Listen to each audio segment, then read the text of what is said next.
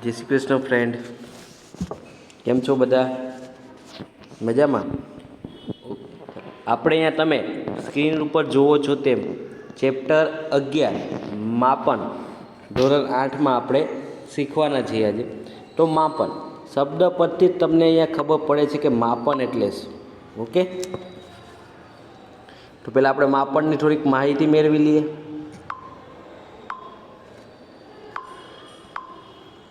બરાબર છે.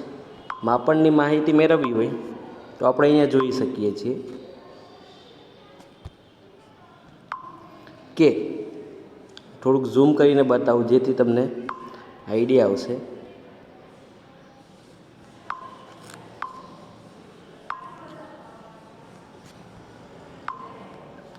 ચાલો જુઓ અહીંયા તમે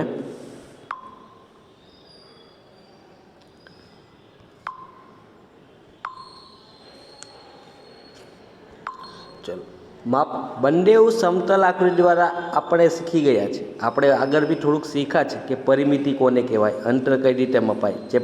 ધોરણ 8માં આપણે થોડુંક શીખ્યા હતા કે આપણે ત્રિકોણ, લંબચોરસ, વર્તુળ વગેરે જેવી વિભિન્ન સમતલ આકૃતિઓનું પરિમિતિ ક્ષેત્રફળ શોધવાનું શીખી ચૂક્યા છીએ. બરાબર.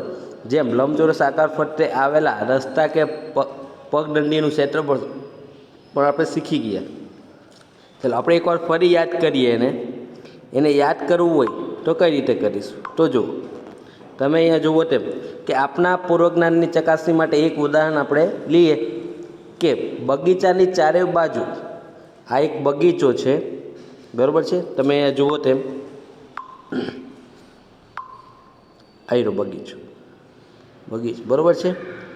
આ તમારો જે અંદરનો ભાગ છે એ તમારો બગીચો છે. એની ચારે બાજુ તમારે શું કરવાનું છે? વાડ લગાવવાની છે. બરાબર છે.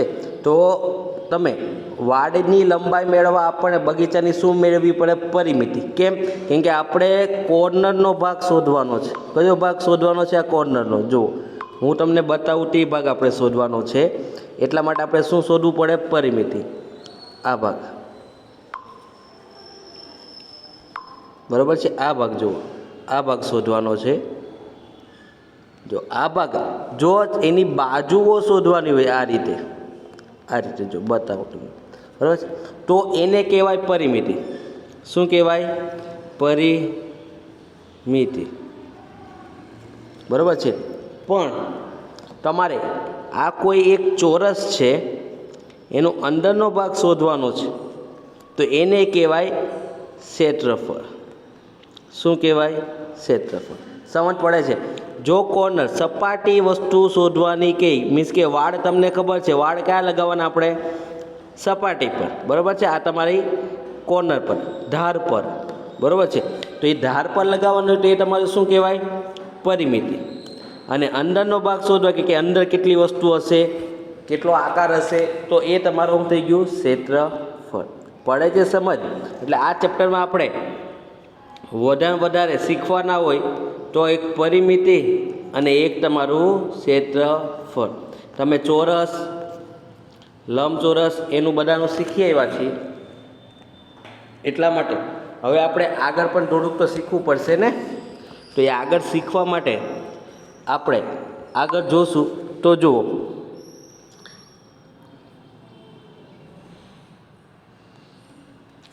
જોઈએ આગળ. તો અહીંયા પહેલાં તમને એક બ્લેન્ક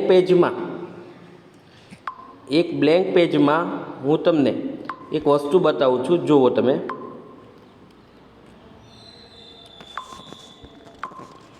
કે તમારે શીખવાનું શું છે આમાં, આ ચેપ્ટરમાં. તો પહેલાં તો એક તમારે શીખવાનું છે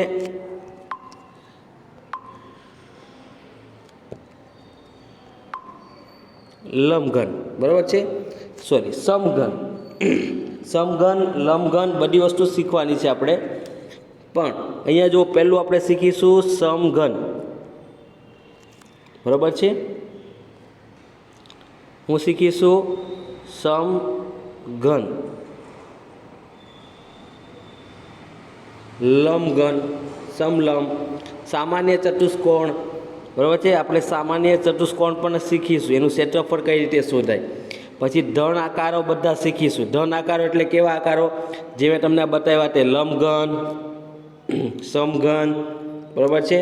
નળાકારનું પછી આપણે શોધીશું, બરાબર છે. ઘનફળ બી આપણે શોધવાનું છે. બધાનું ક્ષેત્રફળ જ નહીં, પણ આ ચેપ્ટરમાં આપણે ઘનફળ બી શોધીશું.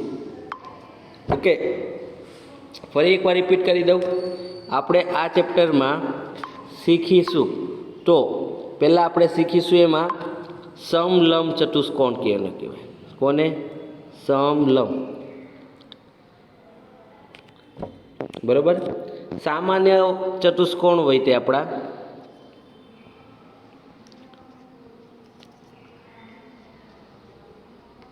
સામાન્ય ચતુષ્કોણ, પછી ઘન આકારો,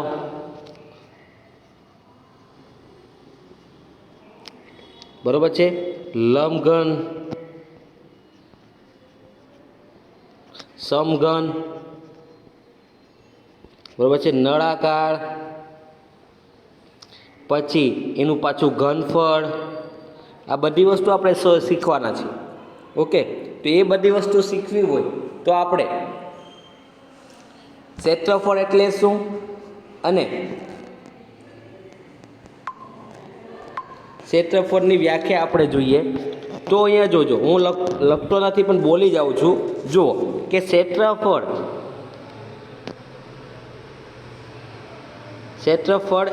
એટલે શું? તો આકૃતિ વડે સમતલમાં રોકાયેલી જગ્યાના માપને, જેમ કે એક્ઝામ્પલ તરીકે હું તમને એમ કહું કે આ એક તમારું નળાકાર છે, બરાબર છે. આ કેટલી જગ્યા રોકે છે? ચાલો મને કોઈ કહેશે કેટલી જગ્યા રોકશે? તો કેટલી જગ્યા રોકે? તો આ તમારું જે વર્તુળનો ભાગ છે, આપણે કંઈક અલગ બતાવીએ. તો જુઓ, આ જે તમારો ભાગ છે એક આટલી જગ્યાએ રોકશે. એટલે આ કયો આકાર છે? તમારો વર્તુળ. વર્તુળ પર આ જે આપણી સપાટી છે શું કહેવાય? તમારી પરિઘ, મીન્સ કે 2πr. અને બીજી કઈ વસ્તુ રોકે? એની ઊંચાઈ. જુઓ, આ ઊંચાઈ છે, તો આટલો ભાગ રોકે જગ્યા, તો આ તમારું થઈ ગયું ક્ષેત્રફળ, નળાકાર, બરાબર છે. એટલે જે જગ્યા રોકે, હું જે વ્યાખ્યા બોલું તે હવે ધ્યાન આપજો કે આકૃતિ વડે સમતલમાં રોકાયેલી જગ્યાના માપને, તે આકૃતિનું શું કહેવાય? ક્ષેત્રફળ. મીન્સ કે જે આકૃતિ જગ્યા રોકે એનું આપણે શું શોધીએ? ક્ષેત્રફળ. તો એને કહેવાય તમારી ક્ષેત્રફળ. પરિમિતિ. પરિમિતિ એટલે, હવે પરિમિતિ આપણે એકવાર જોઈ લઈએ.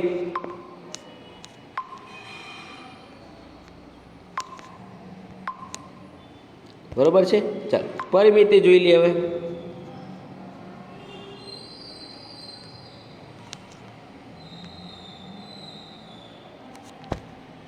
પરિમિતિ એટલે શું? કે આકૃતિની હદ દર્શાવતી રેખાઓ, જેમ કે આ તમારું એક ચોરસ છે, એની હદ શું બતાવે? 4 બાજુ બતાવે. જો આ એક, અલગ પેન્સિલથી બતાવું તમને હું. આ 1, આ 2, આ 3 અને 4. આ ચોરસની શું કહેવાય? હદ. અને જે હદ બતાવે તેને શું કહેવાય? પરિમિતિ. ઓકે, વારા પરથી આપણે સૂત્ર થોડાક સમજી લઈએ કે ચોરસનું શું આવે, લંબચોરસનું શું આવે. બરાબર, ચાલો બધા સૂત્ર અહીંયા લખું છું વારા પરથી. જો પહેલું છે તમારું ચોરસ. હું જે બોલીશ એના પર ધ્યાન આપજો. કદાચ અક્ષર તમને થોડોક પ્રોબ્લેમ પડે તો. બરાબર, ચોરસનું તો તમને ચોરસનું ક્ષેત્રફળ તો તમને ખબર છે, L ગુણ્યા L, મીન્સ કે લંબાઈ ગુણ્યા લંબાઈ. એની પરિમિતિ શોધવી હોય તો આપણે લંબચોરસની હવે પરિમિતિ. તો જો શબ્દ યાદ રાખજો, પરિમિતિ શોધીએ છીએ અહીંયા. હું શોધું છું પરિમિતિ, એ બી કોની? ચોરસની. તો એનું સૂત્ર આવે 4 ગુણ્યા L. કેમ 4 ગુણ્યા L? કેમ કે 4 બાજુ છે. કેટલી બાજુ છે એની? 4 બાજુ છે. ઓકે,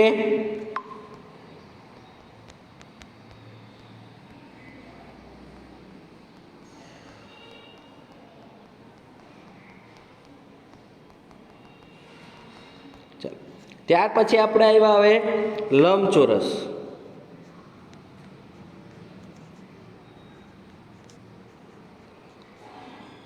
તો લંબચોરસમાં ક્ષેત્રફળ એટલે શું આવે? લંબાઈ ગુણ્યા પહોળાઈ, બરોબર છે. અને પરિમિતિ કહી તમને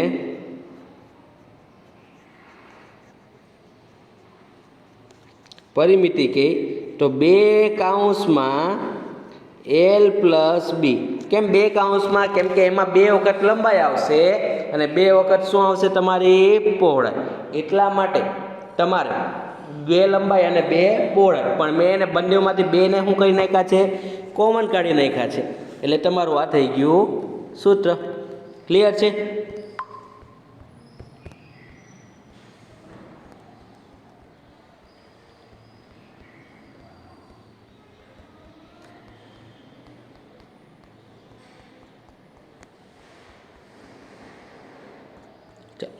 ત્યાર પછી આવ્યું ત્રિકોણ.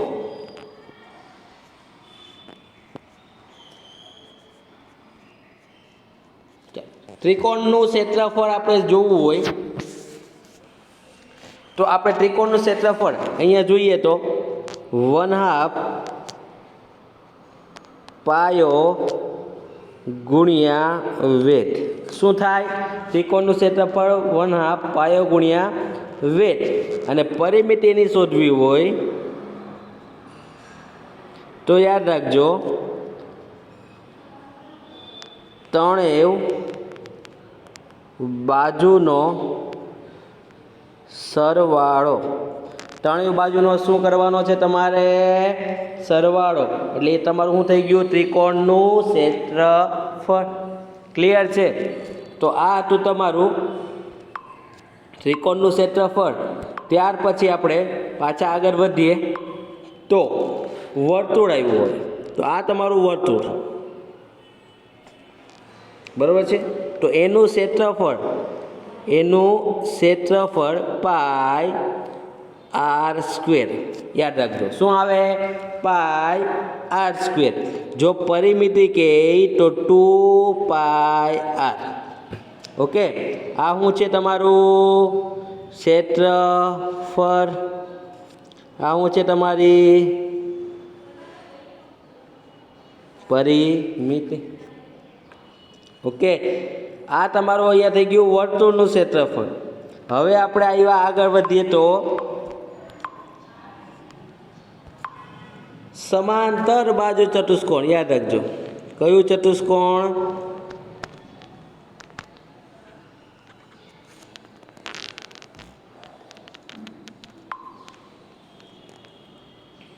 સમાંતર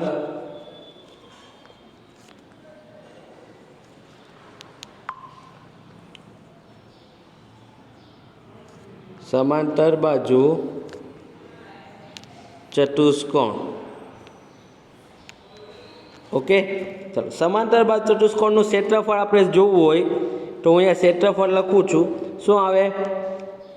પાયો ગુણ્યા વેધ. આવું એક સૂત્ર હતું. કોનું હતું? પણ એમાં આગળ વનાપ લાગતું હતું. શું લાગતું હતું? તમારું વનાપ, મીન્સ કે અડધો ભાગ. 1/2. એ કોનું હતું? ત્રિકોણનું ક્ષેત્રફળ.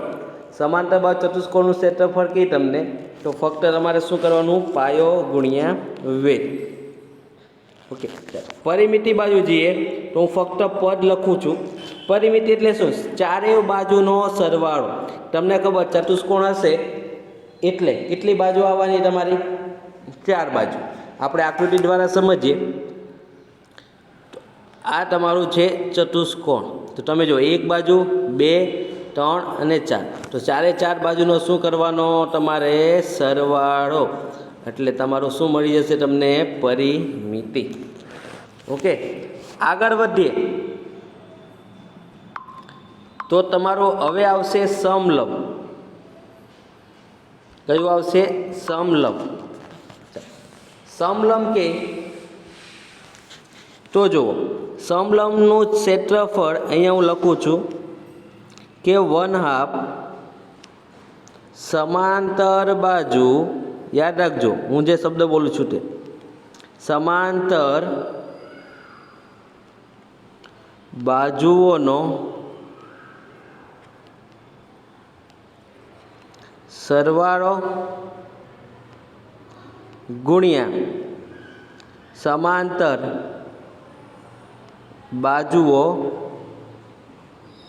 વચ્ચેનું અંતર. બરાબર છે? ક્લિયર થાય છે? સૂત્ર શું છે? 1/2 ગુણ્યા બાજુઓનો સરવાળો. કઈ બાજુઓનો સરવાળો? જે સમાંતર હોય તે. તમને સમલંબની આકૃતિ અહીંયા હું બતાવું કેવી આવે.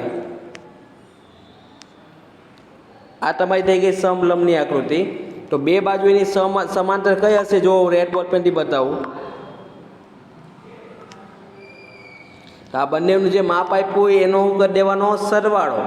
અને આ તમને જે લંબ અંતર કીધું છે એટલે શું? આ તમને એક લંબ અંતર આ રીતે આપ્યું હશે કોઈનું પણ. બરાબર છે? પછી આ બાજુનું આપ્યું હોય કે આ બાજુનું આપ્યું, બંને કેવા હશે? સરખા. એ તમારે અંતર અહીંયા લખી દેવું. ક્લિયર છે? ત્યાર પછી આપણે આવ્યા સમબાજુ ચતુષ્કોણ. હવે તો સમબાજુ ચતુષ્કોણ તમે જો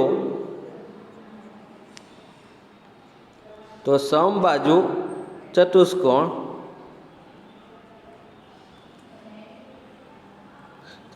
તો સમબાજુ ચતુષ્કોણનું સિમ્પલ સૂત્ર 2 ગુણ્યા 2 વિકર્ણનો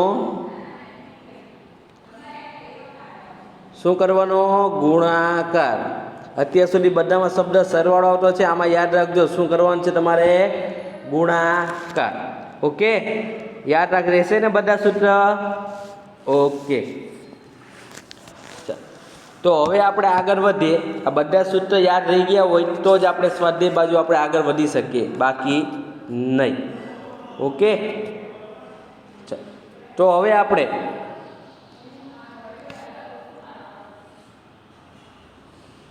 આગળ વધીએ. તો આગળ વધવામાં આપણે પેજ જોશે. બરાબર છે? તો આપણે ચાલુ કરીએ સ્વાધ્યાય. હવે આ સૂત્ર જો તમે જોઈ શકો છો, A ગુણ્યા A ક્ષેત્રફળ BH ગુણ્યા પાય r સ્ક્વેર.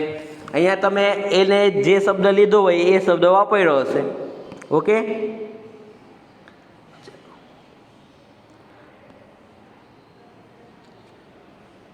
સ્વાધ્યાય આપણે 11.1. ઓકે, તો હવે આપણે આ ચેપ્ટરમાં કરવાના શું છે કે જે દાખલા મને એવું લાગે કે પૂછાય એવા છે, કરવાના છે એ જ આપણે કરીશું. કેમ કે તમે ખબર છે કે આ લોકડાઉનમાં જે કામનું હશે તે જ આપણે કરીશું. એ કે ટાઈમ વેસ્ટ કરવાનું કોઈ મિનિંગ છે નહીં. બરાબર છે? તો હવે હું ફક્ત બ્લેન્ક પેજમાં તમને હું બધા દાખલા બતાવીશ. કેમ કે ચોપડી મારી પાસે પણ છે, તમારી પાસે પણ છે. હું રકમ બોલીશ. બરાબર? તમારે એ રકમને ધ્યાનથી જોવાની છે. તો તમે જો 5 દાખલા છે તો આપણે 5 કોઈ ગણવાની જરૂર છે નહીં. ફક્ત આપણે જે મોસ્ટ આઈએમપી હશે એ દાખલા ગણીશું. તો તમારે ચોપડીમાં પેજ નંબર 171 પર સ્વાધ્યાય 1.1 છે એ તમારે જોવાનું છે. તો આપણે બ્લેન્ક પેજમાં દાખલા ચાલુ કરીએ.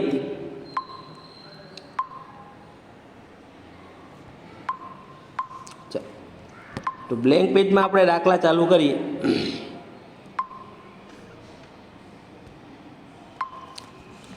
જુઓ તમે, તમને 2 આકૃતિ આપી છે. તમને કીધું છે કે જો આકૃતિમાં એક ચોરસ છે, એક કેવું છે તમારું? ચોરસ. અને એક તમારું કેવું છે?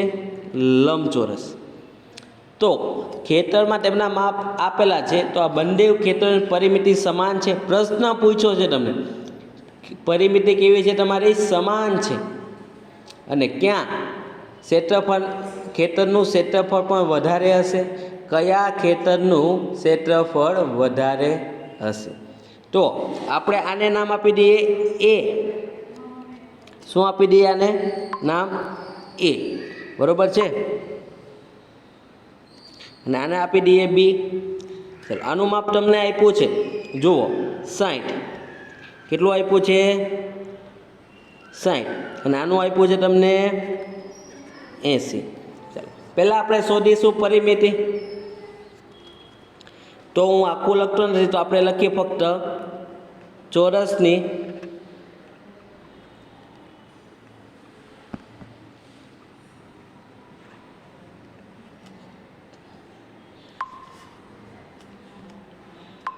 ચોરસની પરિમિતિ બરાબર શું આવે સૂત્ર? 4 ગુણ્યા બાજુ, બરાબર છે. તો 4 ગુણ્યા બાજુ, તો બાજુ કેટલી આપી છે તમને? 60.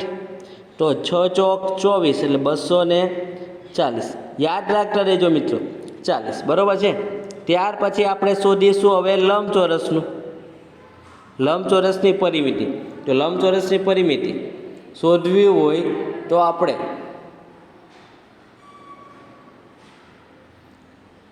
આપણને એમાં પહોળાઈ આપી નથી, માટે આપણે શું કરીશું? પહેલાં કે ચોરસનું આપણે શું શોધી લઈએ? ક્ષેત્રફળ. ચોરસનું આપણે શું શોધી લઈએ? ક્ષેત્રફળ. તો ક્ષેત્રફળ શોધવું હોય તો જોઈ શકો તમે અહીંયા કે બાજુ ગુણ્યા બાજુ, મીન્સ કે એલનો વર્ગ બરાબર, એલનો વર્ગ એટલે 60 ગુણ્યા 60, બરાબર છે. તો 60 ગુણ્યા 60, તો તમે જુઓ 6 છંગ 36 અને 2 0 છે તો તમારા 3600. પણ એકમ લખવાનું ભૂલવાનું નહીં. જો ક્ષેત્રફળ પૂછ્યું હોય તો સ્ક્વેર આવશે, અને પરિમિતિ પૂછી હોય તો તમારો જે એકમ હોય તે બેઠો જ આવશે, બરાબર છે. એમાં કોઈ એકમ સ્ક્વેર કે એવું કંઈ આવશે નહીં. જો ઘનફળ પૂછ્યું હોય તો ક્યુબ આવે, ક્ષેત્રફળ પૂછ્યું હોય તો સ્ક્વેર આવે, અને ખાલી પરિમિતિ પૂછી હોય તો તમારું શું આવશે? મીટર. ઓકે, ચાલો આ થઈ ગયું. તમે અહીંયા જુઓ તો આ તમારું ચોરસની પરિમિતિ અને ચોરસનું ક્ષેત્રફળ શોધાઈ ગયું છે, યાદ રાખજો. તો આપણે બીજા નેક્સ્ટ પેજ પર જઈએ. તો હવે અહીંયા આપણે શોધીશું લંબચોરસની પરિમિતિ. તો અહીંયા લખી શકીએ આપણે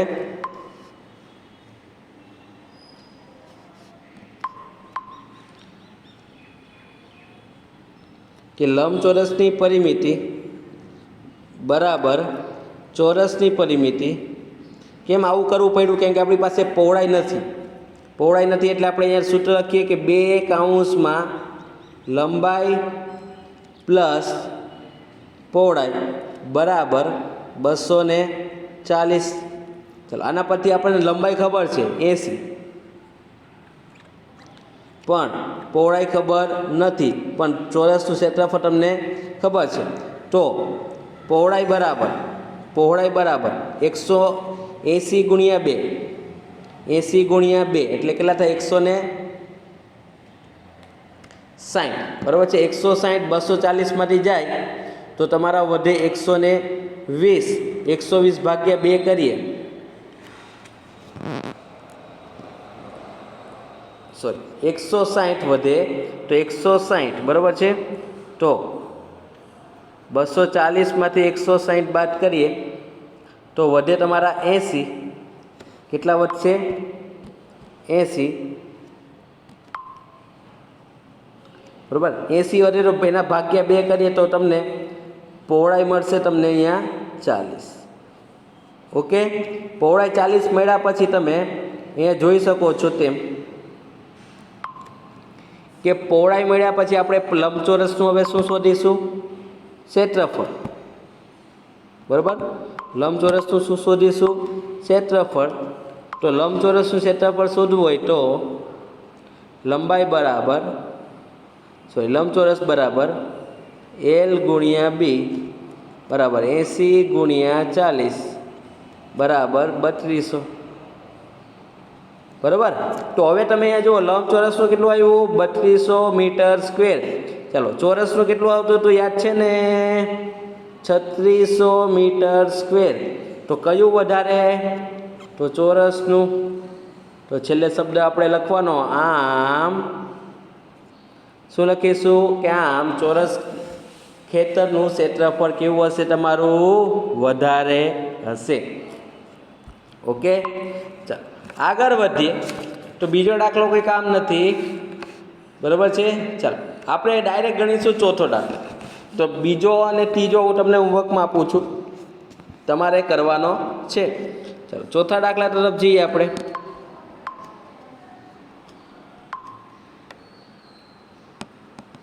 ચોથો દાખલો શું કે ભોંયતળિયાના લગાવવાની એક લાદીનો આકાર, એક ભોંયતળિયામાં લગાવવાની છે એક લાદી, તો એનો આકાર તમારો કેવો છે? સમાંતર બાજુ ચતુષ્કોણ છે. તો તેને પાયાની લંબાઈ પાયાની લંબાઈ, આ તમારો એક ચતુષ્કોણ, પાયાની લંબાઈ કેટલી છે 24, એની ઊંચાઈ 10, 110 સેમી છે, તો 1080 ચોરસ મીટર ભોયતરિયમ કેટલું છે? ભોયતરિયું કેટલું છે તમારું? 1080 ચોરસ મીટર ભોયતરિયા ઉપર આ મુજબની લાદી લગાવવાની હોય તો કેટલી લાદી જોઈએ? બરોબર છે. તો આપણે પહેલાં લાદીનું ક્ષેત્રફળ શોધવું પડશે. તો અહીંયા લખીએ આપણે, લાદીનું ક્ષેત્રફળ બરાબર પાયો ગુણ્યા ઊંચાઈ. તો પાયો તમને કેટલો આપ્યો તો 24, બરોબર છે. કેટલો આપ્યો છે? 24.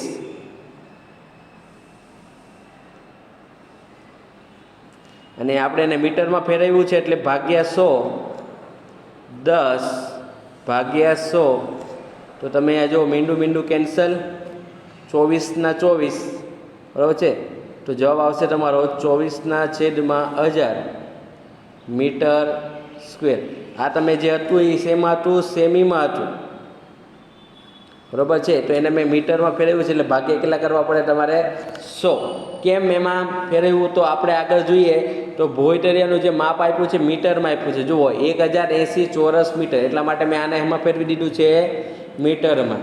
તો હવે યાદ રાખજો, જ્યારે ભોયતરિયાનું ક્ષેત્રફળ તમને ડાયરેક્ટ આપી દે 1080, બરાબર છે, અને તમારું લાદીનું ક્ષેત્રફળ કેટલું આવ્યું છે? 24/1000. તો આ બંનેને ખાલી ધ્યાનમાં રાખો. આપણે નેક્સ્ટ પેજ પર જઈએ છીએ. તો નેક્સ્ટ પેજ પર જઈએ ત્યારે યાદ રાખજો એક શબ્દ, કે જ્યારે તમને કોઈ પણ સંખ્યા શોધવા કહે તો આ રીતે લખી દેવું કે લાદીની સંખ્યા બરાબર. હવે તમારે વિચાર એ કરવાનો કે ભોયતરિયું મોટું હશે કે લાદી? તો આપણે લગાવવાની એમાં છે ભોયતરિયામાં લગાવવાની છે. તો ભોયતરિયું તમારું કેવું હશે? હંમેશા મોટું. તો ભોયતરિયું મોટું હોય તો એના ઉપર લખવાનું હંમેશા અંશમાં, અને જો છેદમાં શું લખવાનું? નાનું ક્ષેત્રફળ, મીન્સ કે લાદીનું.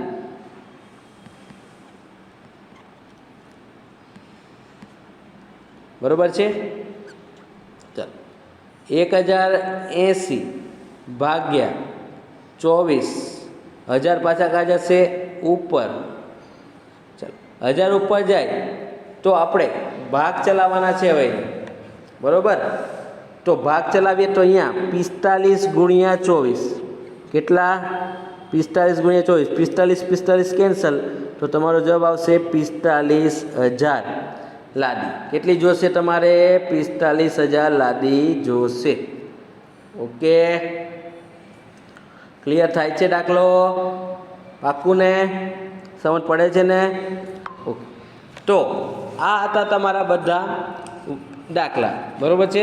તો જે કામના છે એ જ હું ચલાવીશ, મેં તમને જેમ આગળ કીધું તેમ. ઓકે, તો આ સ્વાધ્યાયમાં તમારે આ દાખલા કામના હતા, તો આપણે એટલા જ ચલાવ્યા છે. આગળના હવે વિડીયોમાં આપણે સ્વાધ્યાય 11.2 બાજુ જશું. એમાં પણ જે કામના દાખલા હશે તે જ ચલાવીશું. વગર કામના આપણે કોઈ અત્યારે જરૂર નથી, અને કોઈ આપણે ટાઈમપાસ કરવાની જરૂર છે નહીં. માટે જે વસ્તુ કામની હશે તે જ ચલાવીશું. વગર કામની કોઈ વસ્તુ આપણે ચલાવવાની થતી નથી. ઓકે, તો મળીએ આપણે નેક્સ્ટ વિડીયોમાં. જય હિન્દ, જય ભારત.